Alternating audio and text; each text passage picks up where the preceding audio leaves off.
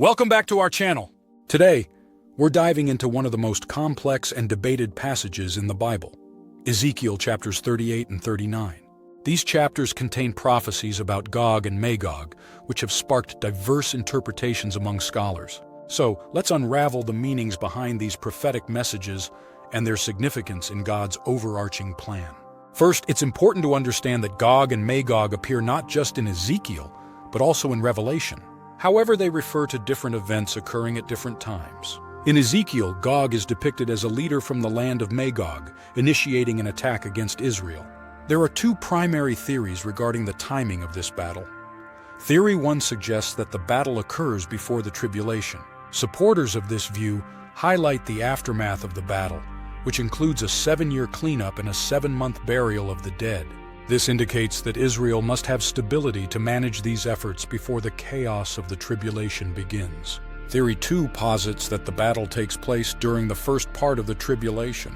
Proponents believe that Israel will experience a temporary peace due to a covenant with the Antichrist, making them unsuspecting when Gog and his forces launch their attack. Now let's talk about the nature of the battle. There's an ongoing debate about whether the conflicts described are literal military engagements or symbolic representations of spiritual battles. For our discussion, we'll approach it with a literal interpretation. In Ezekiel's prophecy, Gog leads a massive army against Israel. This invasion invokes God's fury, resulting in catastrophic events, natural disasters, infighting among the invading forces, and divine intervention. This battle serves a dual purpose, demonstrating God's power to the nations and calling Israel back to Him. Now let's turn our attention to Revelation 20, where Gog and Magog are mentioned again. Here, they symbolize a final rebellion after the millennium. After 1,000 years of Christ's reign, Satan is released from his prison and gathers nations for an assault against God's people in Jerusalem. Unlike Ezekiel's localized invasion, this battle involves a universal uprising against God, culminating in immediate divine judgment. This distinction helps clarify the prophetic timeline and the unique purposes of each event. So, while both passages mention Gog and Magog, they refer to entirely different events. Ezekiel's battle focuses on the restoration of Israel and God's divine intervention, while Revelation's account highlights the ultimate defeat of evil at the end of time. Now let's reflect on the profound theme of God's sovereignty throughout these messages. God's sovereignty reassures us that He is ultimately in control of all creation, including life, death, nations, and our personal circumstances. In a world filled with chaos and uncertainty, we can find comfort in knowing that God reigns supreme over every event in history. His plans are perfect and His purposes are good.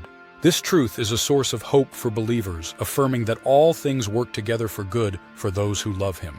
So, whether we're facing personal trials or witnessing global events, we can trust that God's hand is at work, orchestrating His divine plan. He is the Alpha and the Omega, the beginning and the end. The messages in Ezekiel 38 and 39, along with Revelation 20, provide Christians with valuable lessons about faith, vigilance, hope, justice, and the importance of unity in Christ.